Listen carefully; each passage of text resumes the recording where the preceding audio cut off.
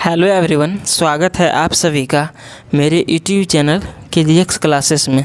दोस्त, डेली की तरह आज भी मैं एक इंग्लिश का शॉर्ट स्टोरी लाया हूँ, जिसके माध्यम से हम लोग इंग्लिश के grammars rule, vocab, English pronunciation तथा इंग्लिश सेंटेंस का हिंदी में अनुवाद अच्छे से सीखेंगे।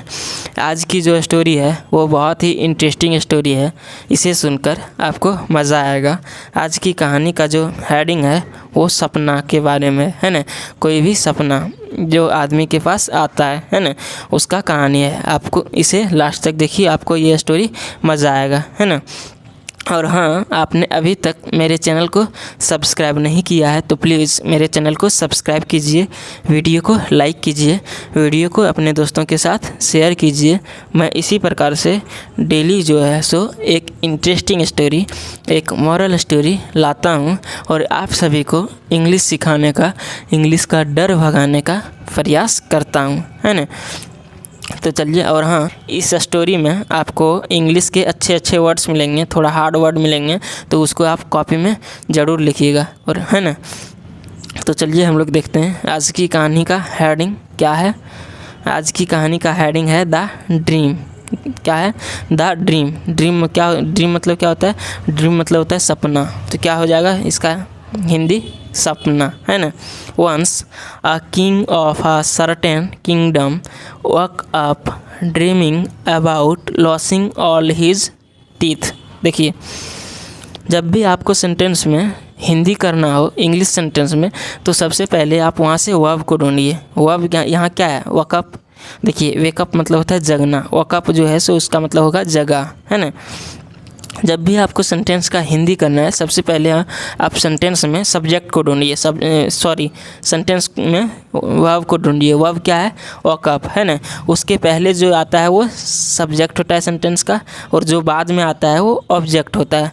तो हिंदी करने का तरीका है कि वर्ब को छोड़कर आप सबसे पहले यहाँ से यहाँ तक हिंदी कीजिए। ये वर्ब है मेरा, ये मेरा वर्ब है, यहाँ से यहाँ तक हिंदी कीजिए, उसके बाद यहाँ आ जाइए और ऑब्जेक्ट को हिंदी कर लीजिए, उसके बाद लास्ट में वर्ब को बोलिएगा। देखिए मैं हिंदी करता हूँ।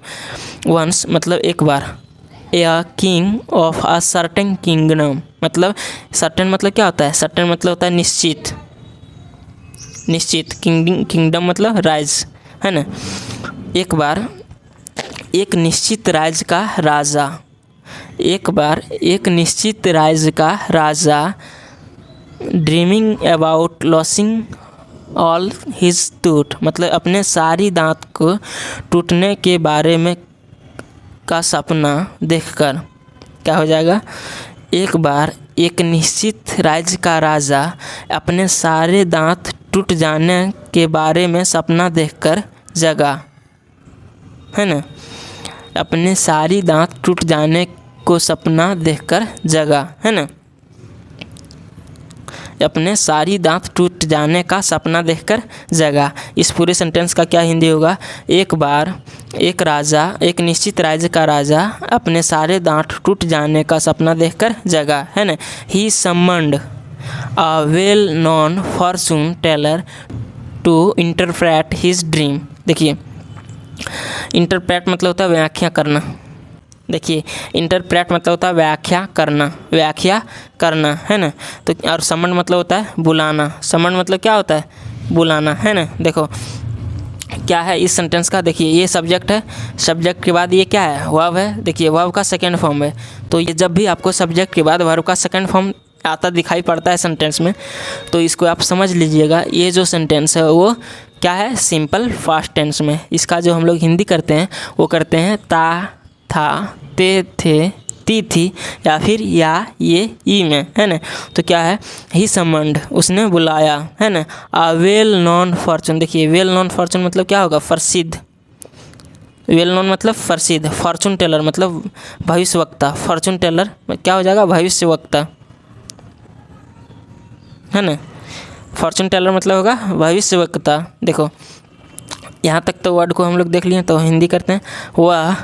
वह क्या वह बुलाया अ वेल नोन फॉर्चून मतलब अपने एक प्रसिद्ध भविष्यवक्ता को टू इंटरप्रेट मतलब व्याख्या करने के लिए हिज ड्रीम अपने सपना का। उसने सपना जो देखा था कि उसके सारे दांत टूट गए इसकी व्याख्या करने के लिए उसने जो है सो क्या किया, एक प्रसिद्ध भविष्यवक्ता को बुलाया, है ना। देखो आगे देखते हैं। और मैजेस्टी, देखिए और मैजेस्टी मतलब होता है महाराज। और मैजेस्टी मतलब क्या होता है, महाराज। Losing all the teeth means मतलब सारे दांत टूट जाने का मतलब है, सारे दांत टूट जाने का मतलब है। मीन्स मतलब क्या होता है, मतलब सारे दांत टूट जाने का मतलब है the death of the whole family, मतलब सारी परिवार का, पूरे परिवार, होल मतलब क्या होता है, पूरे, पूरे परिवार की मृत्यु। सारे दांत टूट जाने का मतलब क्या है कि सारे परिवार की मृत्यु, परिवार के सारे सदस्य की मृत्यु, है ना। The fortune Taylor interpreted, the fortune Taylor interpreted, देखिए इंटरप्रेटेड मतलब व्याख्या करना होता है। तो फॉर्चून टेलर मतलब भविष्यवक्ता ने व्याख्या किया, है ना। हियरिंग दिस, हियर मतलब होता है सुनना, हियरिंग दिस मतलब इसे सुनकर the king got very angry, राजा बहुत ही क्रोधित हुआ, राजा जो था वो बहुत ही क्रोधित हुआ। ही ऑर्डर्ड, उसने आदेश दिया, ऑर्डर मतलब होता है आदेश देना। ही ऑर्डर्ड, उसने आदेश दिया। देखिए ये ऑर्डर जो है सो वर्ब का सेकंड फॉर्म है ना। तो ये भी जो सेंटेंस है वो फास्ट टेंस में, है ना। ही ऑर्डर, उसने आदेश दिया। Punish this fortune teller by weeping him 12 times, देखो वीप मतलब होता है कोड़े मारना, है ना। वीपिंग मतलब होगा कोड़े मार कर, है ना। वीपिंग मतलब क्या होगा, कोड़े मार कर। देखिए ये जो सेंटेंस है ये इम्परेटिव सेंटेंस है। इम्परेटिव सेंटेंस क्या होता है सर, देखिए इम्परेटिव सेंटेंस होता है भाई कि जब भी हम किसी को कोई भी चीज़ का एडवाइस देते हैं, ऑर्डर देते हैं या फिर सजेशंस देते हैं, है ना। तो वो क्या होता है, वो जो सेंटेंस होता है वो ऑर्डर वाला, सजेशन वाला, एडवाइस वाला, है ना। तो वो जो सेंटेंस होता है वो इम्परेटिव सेंटेंस होता है। इसका स्ट्रक्चर होता है इम्परेटिव का, ये जो होता है ये वर्ब का फर्स्ट फॉर्म से शुरू होता है, स्टार्ट होता है। पनिश मतलब क्या होता है, पनिश मतलब क्या होता है, पनिश मतलब होता है सजा देना फिर या फिर दंडित करना। तो क्या इस सेंटेंस का हिंदी होगा पनिश मतलब दंडित करें। दिस फॉर्चून टेलर मतलब यह इस भविष्यवक्ता को बाय वीपिंग मतलब कोड़े मारकर, उसको कोड़े मारकर 12 टाइम्स मतलब 12 बार कोड़े मारकर उसको दंडित करें। तो ताकि या फिर इसलिए the poor fortune teller was punished, इसीलिए द पुअर फॉर्चून टेलर मतलब बेचारा भविष्यवक्ता वाज पनिश्ड। देखिए ये जो सेंटेंस आपका है ये पैसिव वॉइस में आ गया। देखिए वाज या फिर वर के बाद जब भी आपको वर्ब का थर्ड फॉर्म दिखे तो ये आप समझिएगा कि ये जो है सो पैसिव वॉइस में है। क्यों, क्योंकि एक्टिव में वर्ब वाज या वर के बाद वर्ब का थर्ड फॉर्म नहीं आता है, ये जो आता है सो पैसिव में आता है। यह किसका पैसिव है, तो यह सिंपल पास्ट टेंस का पैसिव वॉइस है ना। तो क्या हो जाएगा, so the poor fortune teller was punished, इसीलिए पुअर फॉर्चून टेलर मतलब बेचारा भविष्यवक्ता को क्या किया गया, दंडित किया गया, बेचारा वक्ता को दंडित किया गया। बट लेकिन the king was still not satisfied, satisfied मतलब होता है संतुष्ट।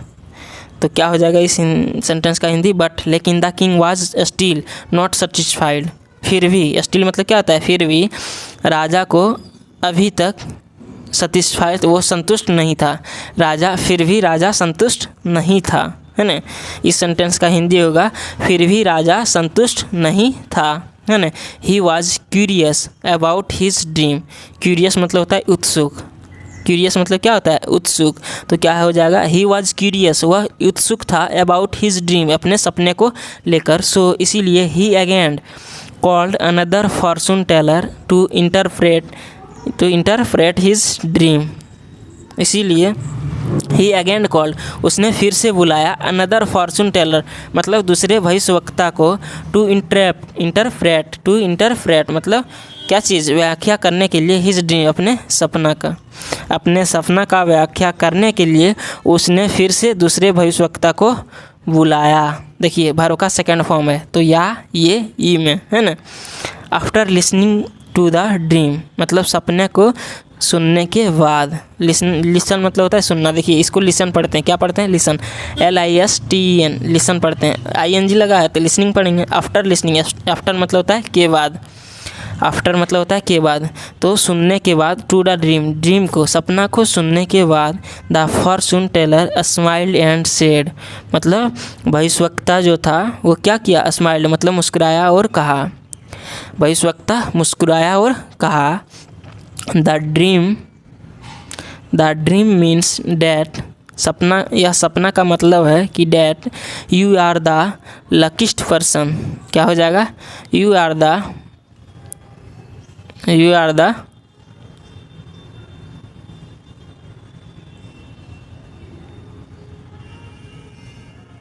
देखते हैं, you are the luckiest person in the whole world. देखिए लक मतलब क्या होता है, लक मतलब होता है भाग्य, है ना, लकीस्ट जो हो जाएगा सो इसका मतलब होगा भाग्यशाली, भाग्यशाली, है ना।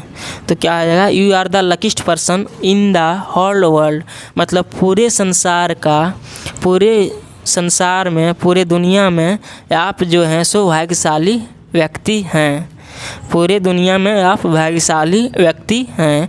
You will live longer than the other members of your family. देखिए यू विल लिव, आप जीवित रहेंगे, लॉन्गर मतलब लंबे, आप लंबे समय तक जीवित रहेंगे, then the other members of your family, आपके परिवार के अन्य सदस्यों के तुलना में आप लंबे दिन तक जीवित रहेंगे, है ना।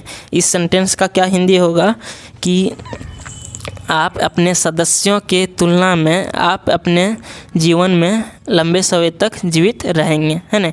देखिए रहेंगे हम लोग गेन कर रहे हैं, क्यों, क्योंकि ये विल आया हुआ है, विल के बाद वर्ब का फर्स्ट फॉर्म आया है। जब भी आपको सेंटेंस में सब्जेक्ट के बाद, सब्जेक्ट क्या है यहाँ यू, सब्जेक्ट के बाद विल या फिर सेल, उसके बाद वर्ब का फर्स्ट फॉर्म दिखता हो तो आप इसको समझ जाइएगा कि ये जो है सो सिंपल फ्यूचर टेंस में है।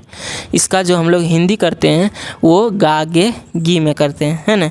तो इस पूरे सेंटेंस का आप समझ गए कि आप अपने परिवार के सभी सदस्यों में से, सभी सदस्यों के तुलना में आप ज़्यादा दिन तक जीवित रहिएगा, है ना। हैविंग हर्ड दिस एक्सप्लेनेशन, देखिए हियर्ड, इसको हियर नहीं पढ़ेंगे, हर्ड पढ़ेंगे।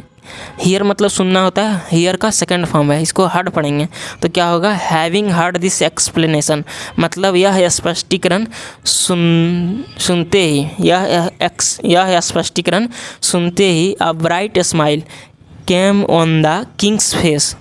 ए ब्राइट स्माइल मतलब क्या हो जाएगा, एक शेख भरी मुस्कान, शेख भरी मुस्कान, या ब्राइट स्माइल, या ब्राइट स्माइल मतलब शेख भरी मुस्कान, कैम आया, ऑन द किंग्स फेस मतलब राजा के चेहरा पर, किंग्स फेस। देखिए किंग में अपॉस्ट्रोफी एस आया है, जब भी आपको देखिए नाउन में अपॉस्ट्रोफी एस लगा हुआ दिखे तो उसका मतलब होता है का, के, की, तो क्या हो जाएगा, राजा के चेहरा में, राजा के चेहरा पर, वन लगा हुआ है मतलब राजा के चेहरा पर, अ ब्राइट स्माइल मतलब एक शेख भरी मुस्कान, कैम आया, he was extremely happy, extremely मतलब होता है बेहद, एक्सट्रीमली मतलब क्या होता है बेहद, ही वॉज एक्सट्रीमली हैप्पी, वह बेहद ही खुश था, वह बेहद ही खुश था।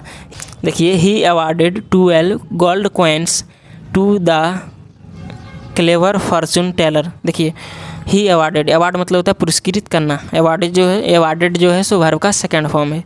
ही अवार्डेड उसने पुरस्कृत किया 12 गोल्ड कॉइन्स मतलब 12 सोने के सिक्के से, to the fortune teller, to the clever fortune teller मतलब चतुर